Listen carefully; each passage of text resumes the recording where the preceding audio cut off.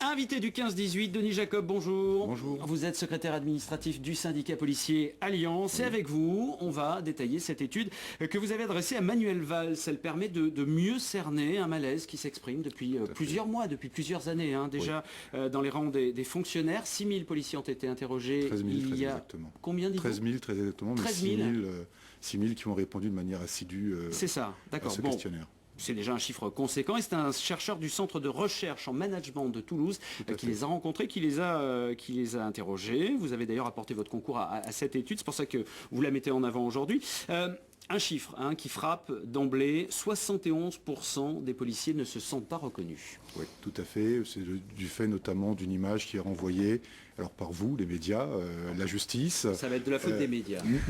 C'est-à-dire que c'est de la façon de traiter l'information s'agissant des policiers. C'est-à-dire qu'ils ont le sentiment que quand un policier est mis en cause, tout de suite on dit que c'est une bavure et on le met en une de l'actualité. Par contre, quand c'est un policier qui est blessé ou qui a fait une bonne action, une bonne intervention, il a le sentiment de se retrouver, excusez-moi, je vais être un peu péjoratif, mais dans la page des chiens écrasés. Donc, si vous voulez, ils ont le sentiment qu'en fonction de la mission pour laquelle il est mis en cause, justement ou injustement, il y a un traitement différent qui est fait. Mais si on regarde un autre chiffre, 85% qui ont le sentiment de ne pas être suivis par la justice, souvent, quand on sonde les Français, c'est un peu le sentiment contraire qui prédomine.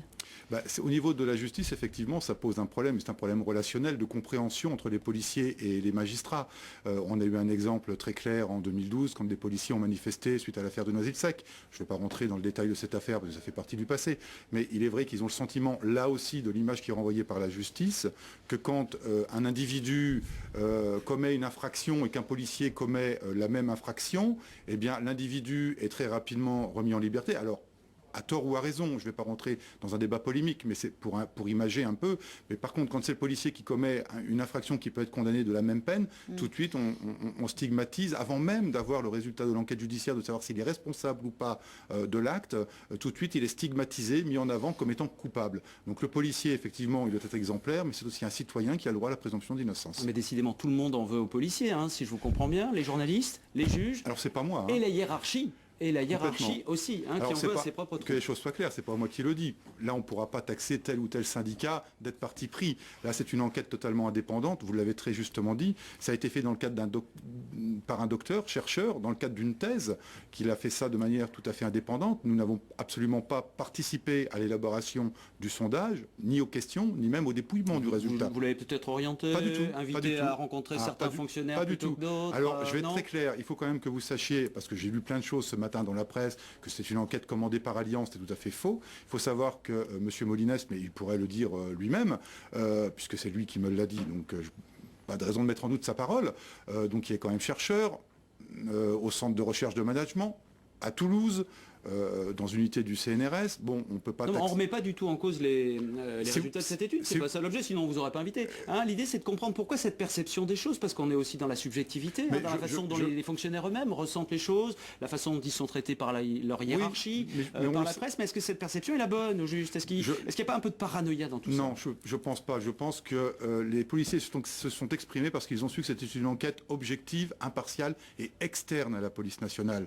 Il y a déjà eu des sondages qui ont été faits, mais les policiers ne peuvent pas, vous le savez, s'exprimer librement, ils sont soumis au devoir de réserve, et donc le fait d'avoir une enquête anonyme, externe, a permis de soulever des problématiques qui existent, qui sont latentes, et qui existent depuis des années. Vous convenez quand même avec nous que quand la police voit son image entachée par des affaires comme à Lyon, l'affaire Néret, même si c'est une personne, enfin c'est pas une seule personne, d'ailleurs c'est tout un réseau, ou la BAC de Marseille, ça contribue pas à renforcer votre image auprès des Français? Certes. Et là aussi, on peut toujours parler du traitement de l'information. La BAC de Marseille, enfin, je ne vais pas rentrer dans le détail de cette affaire parce qu'elle est toujours... Oui, sauf que l'ensemble des policiers qui ont été mis en cause ont aujourd'hui repris leur service.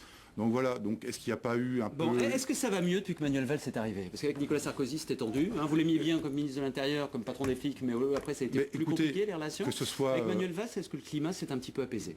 Oh, je ne pense pas qu'il y avait de climat tendu avec tel ou tel ministre, que ce soit Nicolas Sarkozy, Manuel Valls, ou même M. Chevènement, M. Vaillant, M. Jox.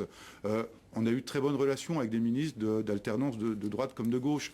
Le débat, il n'est pas de dire c'est tendu, pas tendu. Nous, on est syndicat de police. Dès lors que le ministre répond à des sollicitations, à des inquiétudes des policiers, qu'ils soient de droite ou de gauche, je pense que pour nous, le résultat, c'est les réponses qu'il peut apporter. Je pense que Manuel Valls, aujourd'hui, est effectivement dans une position de répondre à certaines inquiétudes. Il a commencé à le faire, notamment à l'occasion de nos vœux. Aujourd'hui, il y avait les assises de la formation de la police nationale. Nous espérons qu'il prendra en compte nos revendications, puisque de l'issue de cette enquête, nous avons élaboré un livre blanc qui s'appelle les 110 propositions pour une nouvelle sécurité intérieure, dans laquelle on donne certaines préconisations pour répondre aux inquiétudes des policiers. Par exemple, changer la méthode de management dans la police qui est un management d'une autre époque. C'est la politique du chiffre que vous dénoncez? Non, c'est ça. D'accord. C'est pas tout à fait ça. Non. Le management, c'est aujourd'hui, pour reprendre une grande expression, c'est je décide, tu exécutes. Nous, c'est pas ce que l'on veut. On veut un management participatif.